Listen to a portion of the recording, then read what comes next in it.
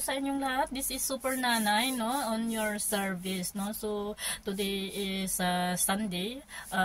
It's my holiday, guys, but dahil po ako po ay trinangkaso, no, if naalala nyo po na nakwento ko po sa inyo na bumaba kami na umuulan, hindi po namin alam na may ulan sa baba. So ito po ang dahilan kung bakit po wala po tayo kagabi sa ating live. But sabi ko nga, hindi po lagnat ang magbibigay ng dahilan para huminto po tayo, no. So this time medyo maganda lang po ang aking pakiramdam. Bumaba na naman po ako kanina, bumili ng gamot na BioFlow, pero umuulan. Buti na lang ang gamit ko na pong jacket is my hood, no. So ayan po ang pag-usapan po natin. Gusto ko lang pong bigyan, no, ng reaction ang video ng Tikram sa Tikram Kids about po ulit sa part 2, no, tungkol po sa crush ng ating Kuya Dave, no, sa school. So kung napanood nyo po ito is malamang at sa malamang ay ngumingiti po ang lahat sa inyo, no. Malamang at sa malamang is sinasabihan nyo po si Tiklito na yan ang Tiklito, yan ang Tito Lito, no, very supportive sa kanyang pamangkin. Pero on the other hand, yung may mga, siyempre hindi natin malalahat, no, na ang mga perspective or pagtanggap ng mga viewers ni Tikram o supporters ng mga bata sa mga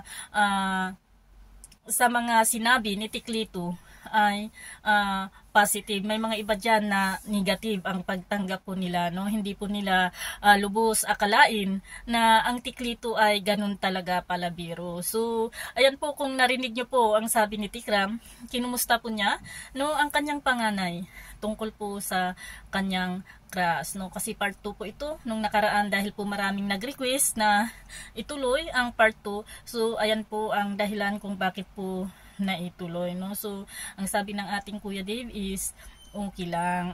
Tinanong din ni Tikram kung gaano ka okay, kung ilang ano po sila, paano po yung interaction po nila sa isa't isa. Ang pagkakaalam ko po dito, ayun po sa pagkarinig ko sa kwento ng ating Kuya Dave, is yung typical lang po na crush, no, na pag nakikita mo, oh, yan dyan si crush, parang ganun, no.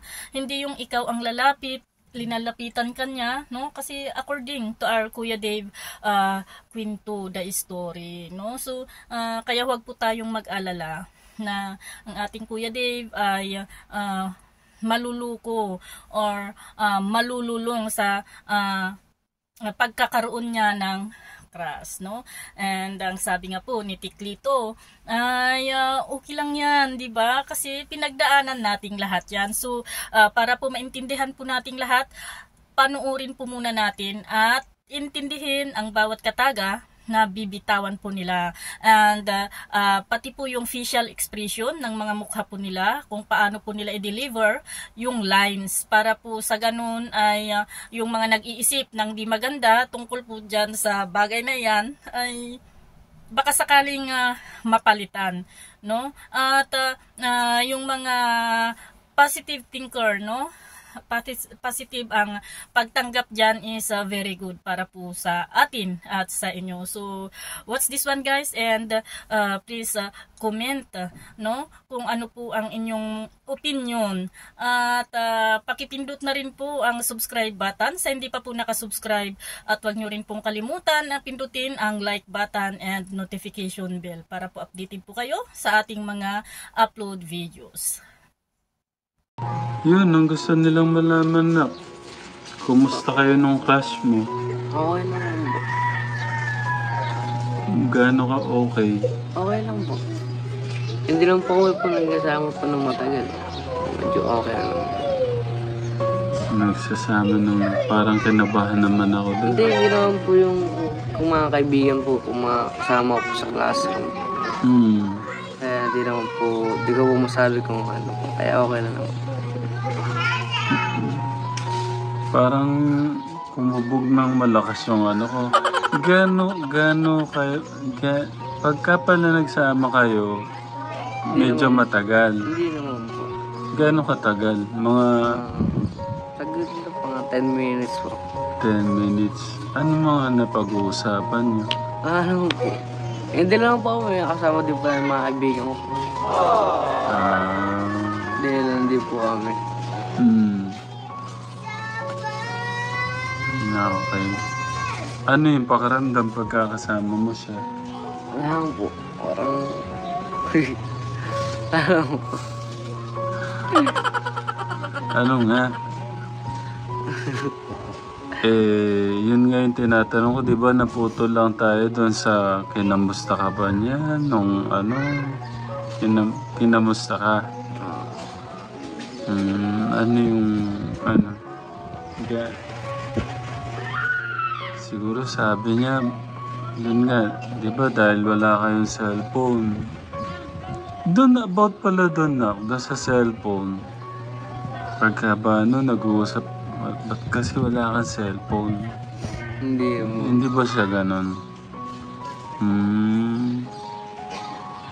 Or ikaw yung, ayaw pa kasi ni tatay pagamitin ako ng cellphone. Kaya gusto mong kitang i-text, hindi kita ma-text. Hindi siya ganon. Walang ganon. Okay. Siyempre yung level of concern. Paano yung concern niya sa'yo? Paano yung concern mo sa kanya?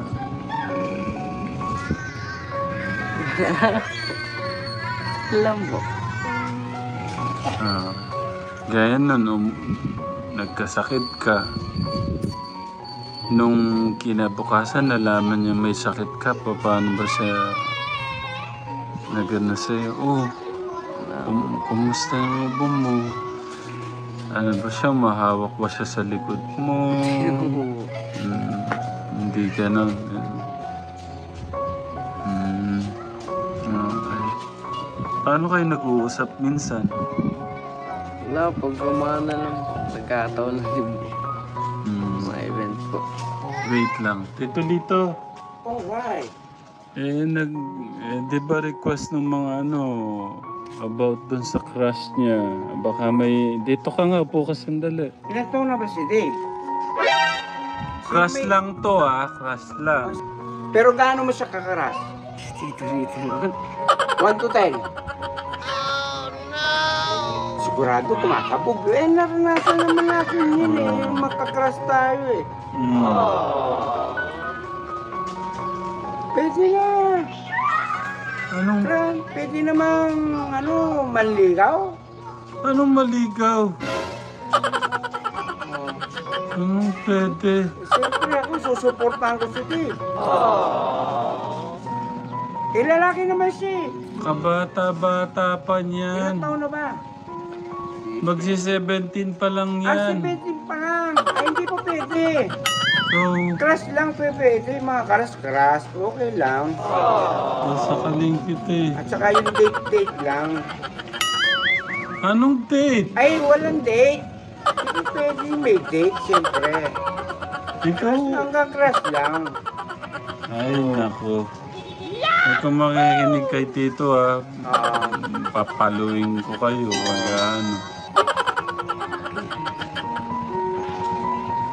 Paano naman ikaw ba naman, crush ka? Hoy! Sungabin mo! Ay, hindi pwede sungabin na nakatulog. Hindi pwede yan, mga... At saka mga crush ka, 17 pa lang, mga ano pa naman yan. Ba't gusto mo na bang umawak na kamay ng babae?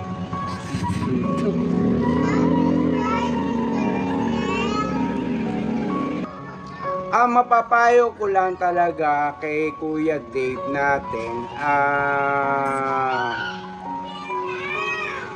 huwag niyang lolokohin yung babae.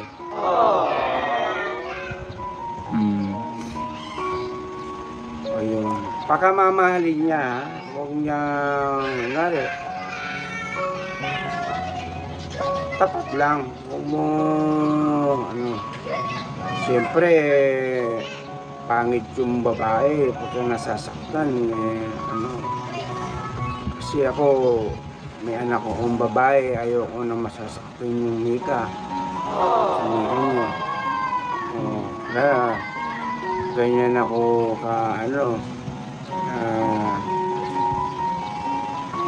tama lang yung tatlo lang. Tama lang yung tatlo lang. Tatlo lang. Ha?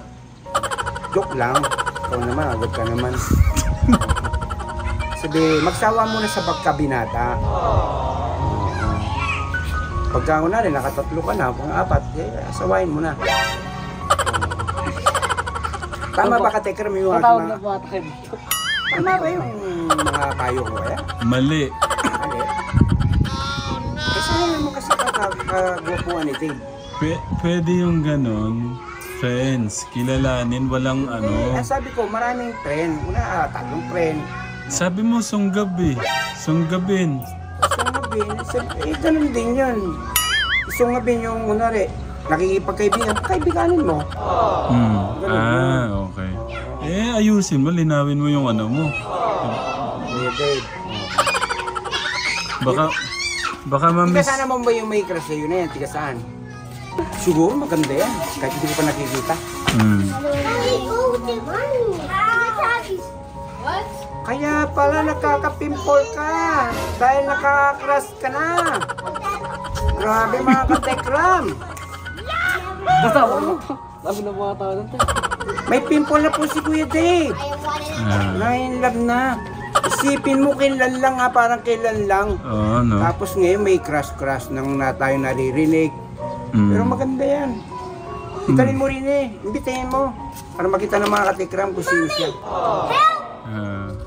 Kilala lang. Imbitahin lang kunwari. Para ito po yung crush ko mga katikram. Siguro kasi mainingay yung mga bata. Tuloy natin to.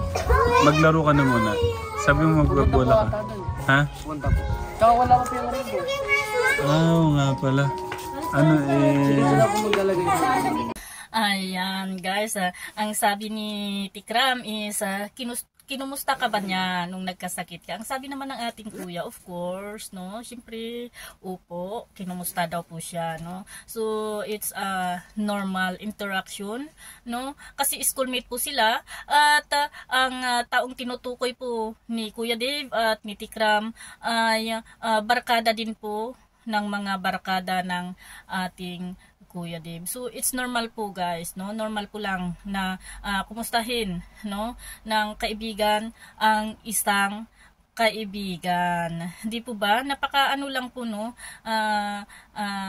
Napakasaya lang po na ang naging first crush mo sa school na yan is barkada. Barkada ng mga barkada mo. So it means kaibigan mo na rin. So alam mo kung ano siya, alam mo kung anong ugali niya. So, ipanatag po natin ang ating mga kalooban tungkol po sa bagay na yan para po sa ating Kuya Dave, no? At huwag po tayong mag-alala, no? Ang ating Kuya Dave ay talaga naman na guided siya, no? Talaga naman na pinapangaralan siya ng mga taong nakapalibot sa kanya, no?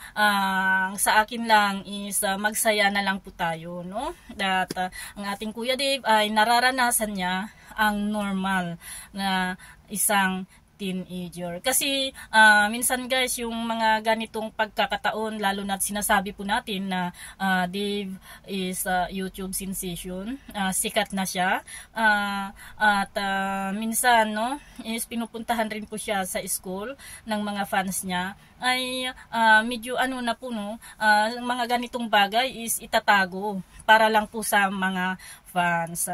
But because this is our only Kuya Dave, no, na hindi marunong magsinungaling, kaya po umamin siya sa kanyang tatay, no?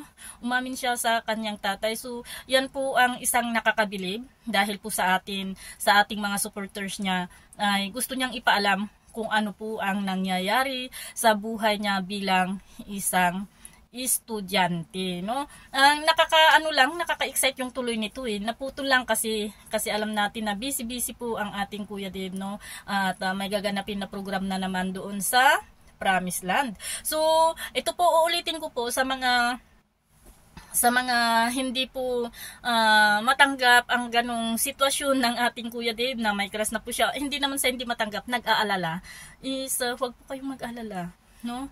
Ang ating Kuya Dave ay matalinong bata at inuuna po niya ang kapakanan niya kasi alam niya po no, ang unang-unang masasaktan po sa kanyang pagkakamali or pag-fail ay tayong kanyang mga supporters o mga nagmamahal sa kanya. So, iniisip po ng ating Kuya Dave ang ating mga damdamin, no? Kaya nga tingnan nyo guys, kahit ito po sana ay hindi po pwedeng malabas is dahil po mahal po niya tayo, ay pumayag po siya, no? So, abangan na lang po natin ang susunod na kabanata. So, God bless po sa ating lahat and mag-enjoy po tayo sa panunood sa Tikram Kids kasi karamihan po ng upload doon ay tungkol sa nag-iisang panganay ni Tikram na panganay ng universe, no? So, goodbye po and see you po soon sa ating mga live. God bless po and ingat. Bye!